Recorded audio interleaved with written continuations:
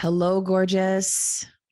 Welcome to the final episode of Single Women's Society for 2021. I am your host and dating coach, Kat Cantrell, and there is no other place I'd rather be than here with you. So, as always, I invite you to get comfortable, sit down, treat yourself. I'm curious if you when you listen to these episodes, are you working out? Are you cooking? Are you taking care of the kids? Are you really sitting down and taking all of this in? I would love to know. So if you could just do me a favor before I go into today's topic, could you just do a screenshot of this episode and then tag me in Instagram at Kat Cantrell, because I would love to see what you're doing as you're listening to this episode. And as we ring in 2022 together, originally I thought that I wanted to share with you like my own reflection of myself for 2021. Then the more I was thinking about it, I thought, you know what? I know what because as your coach, I really want to set you up for success when it comes to love and dating in 2022. Because things are changing. And I know with this pandemic world that we've been living in for the last couple of years, that the dating world has changed, the love world has changed. And a lot of you have hope and determination and really the drive to create a better dating life for yourself. And ultimately, that will lead to true love. So I want to help you. As my final episode for 2021, I want to help you set the foundation. Last episode, we talked about you reflecting about you as a woman and how far you've come and where you want to go in 2022. But let me share with you my top 3 tips from 2021. The top 3 tips that got the most traction, that got the most engagement, the top 3 tips that maybe ruffled some feathers a little bit, but made the most impact with my clients in the Panther Room and in the Peacock Room and on Instagram and on Facebook and my Facebook Lives and my email my email list. I want to share these with you because one of the things as a coach is that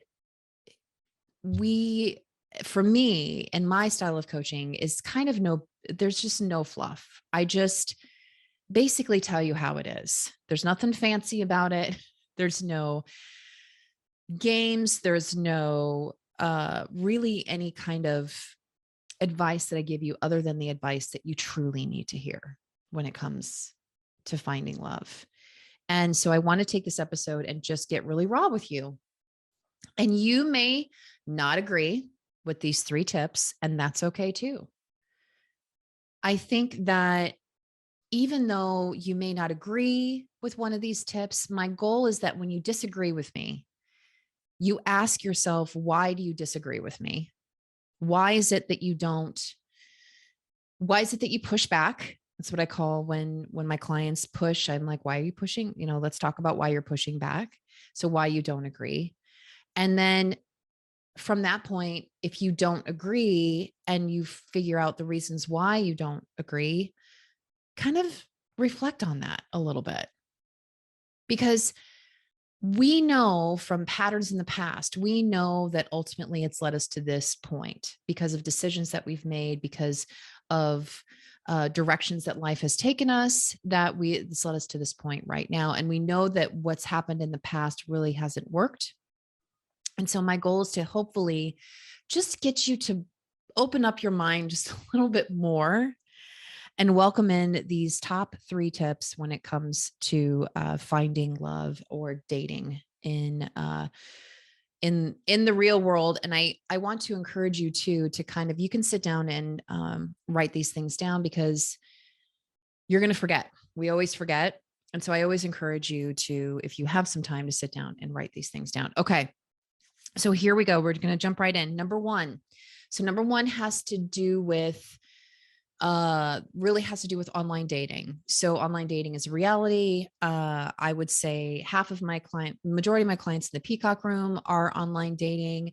So online dating is a real thing. And I feel that we need the advice with online dating like we do with dating in general. So the number one tip that I have for you that got the most traction, that got the most results for 2021 is my 24 to 48-hour rule. Now, I am not too sure if I spoke about this on, I don't know if I talk about this on, I didn't know if I talk about this on the podcast, but here is my 24 to 48-hour rule. When you make initial contact with someone on an app, so you've liked each other's pictures and you have opened the door to allow a chat within the app that you can start chatting back and forth about whatever your interests or how are you, or just really to start the conversation.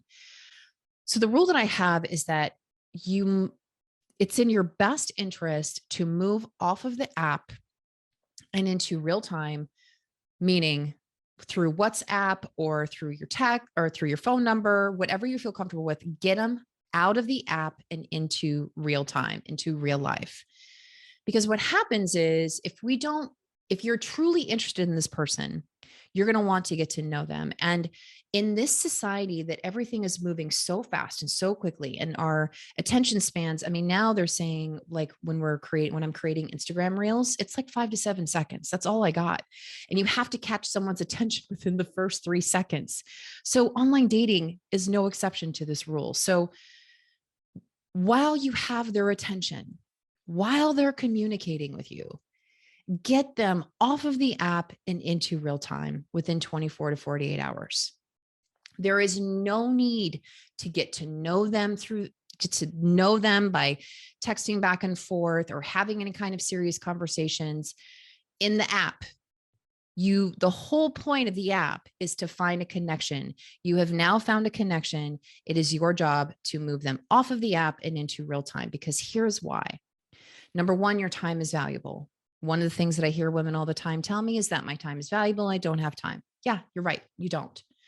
You are super busy. And so why do you want to do small talk back and forth through someone in an app?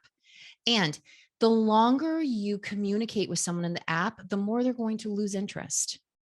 The more you kind of drag it out, they're going to lose interest and it's going to fizzle out. I know you've had these conversations with online dating before. I know that you have had these conversations to where you start talking initially and you get excited and you don't move it off the app. And so you're just communicating within the app. And next thing you know, you haven't talked to them in 2 weeks, right? It's a real thing. So what happens is that when you move them off the app, it creates more intent.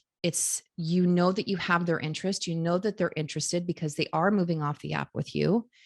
And again, you value your time. So when you move them off the app, you can find out quicker if truly they want to get to know you, they want to see you, and they want to take you on that first date. Because ultimately, the goal with online dating, and I know your schedules are busy, but if you're dating with intent, and this is something that you truly want, and you find someone that you're truly interested in, there is no reason why it can't go from meeting them online to moving them off within 2 days to scheduling that first date, if not first date, but FaceTime date within a week. Truly. Because you're going to discover what their intentions are. You're going to discover really if they're interested in you or not, and if they are ever going to set up that date with you. Again, your time is valuable. So I highly, highly recommend if you're going to online date coming into 2022, the 24 to 48 hour rule works. And it saves you a lot of time, a lot of anxiety, a lot of pressure, and allows you to have more control of your dating life versus being at someone's beck and call, having them, communicating with them in the app for weeks and weeks and weeks and never meeting them in real life. Okay. So that's my number one rule, is the 24 to 48 hour rule. Okay. So number two is to stop holding on for dear life, holding on to the type of person that you swipe right or you say yes to be more open when it comes to the possibilities of having connections with people who aren't your normal type. Because here's the thing, throughout 2021, this is something that I've talked about multiple times. I've talked about on my free webinars. I've talked to them about my emails. I've done reels about this topic on Instagram. I have talked about it here with you because we know that to this point that your type of person has led you here. Now, granted, I'm sure that you have learned so much about yourself and about what you're looking for that has led you to this point. However, when women are constantly telling me that they're looking for a particular type of person, I really don't ever know what that means. And so I start to kind of challenge them and kind of push them in a way where, let's just say your type of person is, and I know I've talked about this before, is over 6 feet, right?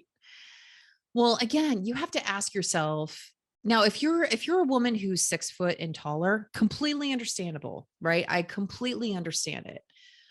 But to have to say that you are only going to date people that are of a certain height, again, you are denying yourself so many amazing opportunities and connections with people that ultimately could be your person. And throughout 2021, I've had both my peers and my clients reach out to me and say, oh my gosh, I went on a date with this person. They were totally not my type, but I had the most amazing time. And the more you step outside of the box and you open your eyes just a little bit and you look at someone, but there's something, even though they may not be your type, but there's something about them that interests you, I challenge you to say yes and to swipe right. One of my peers contacted me and she was like, oh my gosh, she's like, I found someone and he is nothing like I thought. He is, meaning she's always had a type. She is finally listening to herself and being like, I'm going to be open. I'm going to say yes more to possible connections and saying no. And she is happily in a relationship now because she let down her guard. She started taking those bricks off of her wall on why she's holding on to this type of person and realizing that types are not really a thing. And if they are a thing to you, I challenge you to ask yourself why. Really, why? Because there are a lot of good people out there, amazing people who are under 6 feet. Okay. There really are. So, number two is just let go of your type.